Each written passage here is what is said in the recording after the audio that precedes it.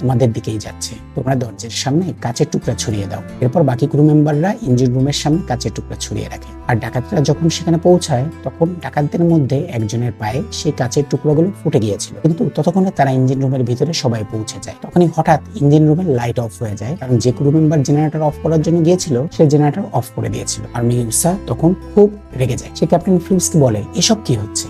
Captain Philips তাকে বলে, আমি তো কিছুই জানি না, আমি তো তখন থেকেই তোমার সাথে রয়েছি, আমাদের এখন জাহাজের উপরে চলে যাওয়া উচিত। আর মিউসা ক্যাপ্টেন ফিলিপসকে বলে তাদের দলে যে ডাকাতের পায়ের কাঁচের টুকরা ফুটেছিল তাকে নিয়ে ক্যাপ্টেন ফিলিপস যেন উপরে চলে যায়। মিউসা ক্যাপ্টেন ফিলিপসের বাকি সাথীদের একাই। এরপর ক্যাপ্টেন ফিলিপস ডাকাতদের ওই সাথীকে নিয়ে জাহাজের উপরে চলে যায়। আর মিউসা একাই ইঞ্জিন রুমে জাহাজের ক্রু মেম্বারদের খুঁজছিল। এদিকে মিউসাকে একা পেয়ে ক্রু মেম্বাররা তার উপর আক্রমণ করে তাকে বন্দি করে ফেলে। এরপর ক্রু মেম্বাররা ওয়াকি টকির সাহায্যে অ্যানাউন্স করে ডাকাতদেরকে জানায়, ইতিমধ্যে তোমাদের সর্দারকে আমরা আটক করে ফেলেছি। ক্যাপ্টেন ফিলিপস এবং আমাদের বাকি সাথীদের